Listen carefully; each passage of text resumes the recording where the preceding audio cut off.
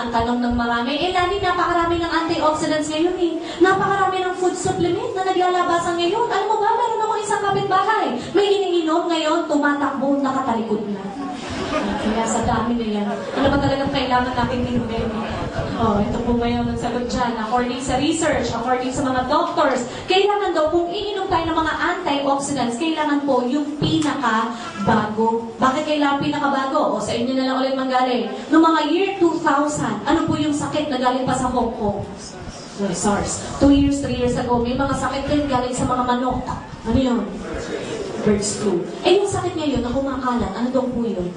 AH1N1. So, pansinin nyo, even viruses, even germs na a-upgrade din yung mga yan, nade-develop, nag-mutate din. Tapos ang iinumin mo ngayon mga gamot or mga antioxidants, panahon pa ng lolo't lola mo, tatalab po ba yan sa mga makabagong sakit natin ngayon? Hindi na. Kaya kailangan, kung mag-take po tayo ng mga antioxidants, kailangan po yung pinaka-bago. Kaya doon po sa 700 product lines ng Nature's Way, ang pinili po natin, yung isa sa pinaka-bagong produkto nila, which is C24/7 Naturaceutical. At pag sinabi po natin Natura, from the word natural, it's coming from the nature. At pag sinabi naman natin Ceuticals, parang katulad lang po ng pharmaceutical. So, ibig sabihin, nakakagaling, nakakatulong sa ating kalusugan. So, pag sinabing Naturaceuticals, kinombine po ang nature with science. Okay? At pag sinabi naman natin 24, it means meron tayong 24 hours per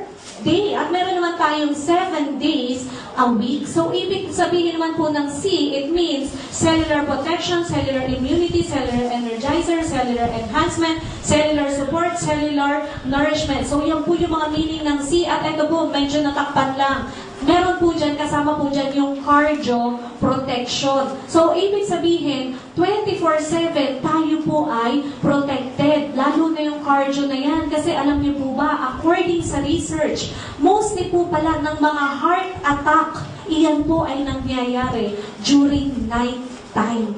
Habang ikaw ay tulog. But with C24/7, even you're sleeping, you are protected. So, at tanong, bakit naman ganyan tayo kaprotektado? Ito po ngayon ng reason yan. Kasi po, ang C24/7, it has more than 22,000 phytonutrients. At pag sinabi po natin phyto, it means plants.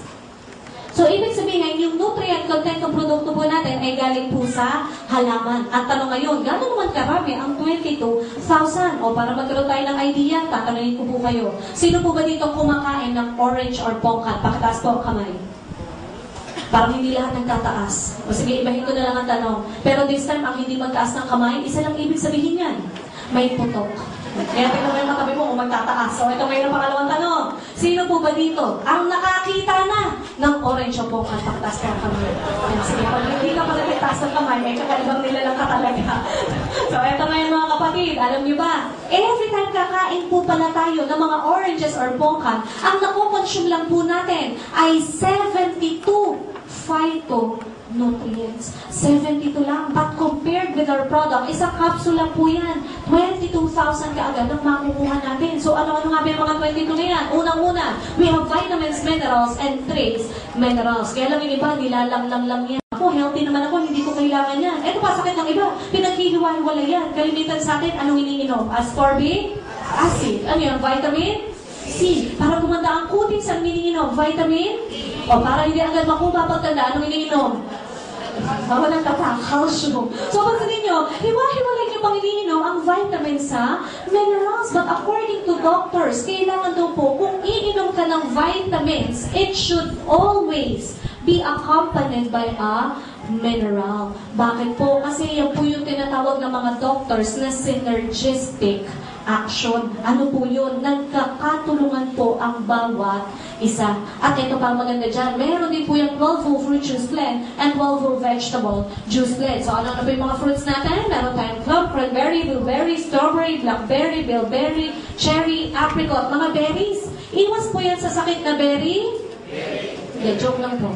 Tinitignan ko lang kung magising kayo. Katunog lang. So, ito po ang berries, maganda po yan sa mga may cancer. Okay? At ito pa, i-take note natin yung word na whole. Ibig sabihin po niyan, isinama na ang balat at buto. Bakit kailangan gawin yun? No, ito, meron tayong papaya dito. Pero pag kayo ngayon kumakain ng papaya, anong unang-una nyo tinatanggal?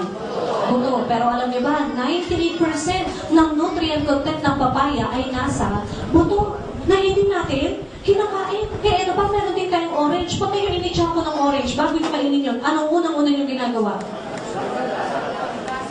Kaya kanya kayong sagot, mali po lahat yun. Sasaluhin mo muna. Ha? Kasi initsa ko nga po eh. Pagkatapos saluhin, saka lang, babalatan. Pagkatas balatan, anong ginagawa natin sa balat? Itinatapon. Pero alam niyo ba, 98% po ulit ng nutrient content ng orange ay nasa balat at nasa buto na hindi na naman natin kinakain. Kaya naman meron din tayong grapes. Pag kayo bumibili ng grapes, anong madalas yung binibili? With seed or seedless? Seedless. Para kain lang ng kain. Pero alam niyo po ba, 98% ulit ng nutrient content ng grapes ay nasa buto na hindi na naman natin kinakain. O baka mamaya sabihin nyo, nasa buto na lang ba lahat? Hindi naman po. Kasi ito wala na itong buto. Pineapple. Pero pag kayo kumain ng pineapple, anong unang-una nyo tinatanggal?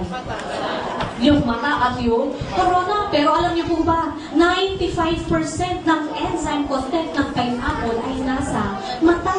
Na hindi na naman natin kinakain. Kaya ba nagbubulong na di pala kakainin na pala natin yan. Kasi sige, subukan mo, nang lumaki labi mo. Sa talas. And what else? Meron din po tayong tofu, vegetables. Meron tayong parsley, kale, spinach, beetroot, Brussels, asparagus, broccoli, cauliflower, beet, carrot, cabbage, and garlic. In short, pag uminom po kayo ng C24/7,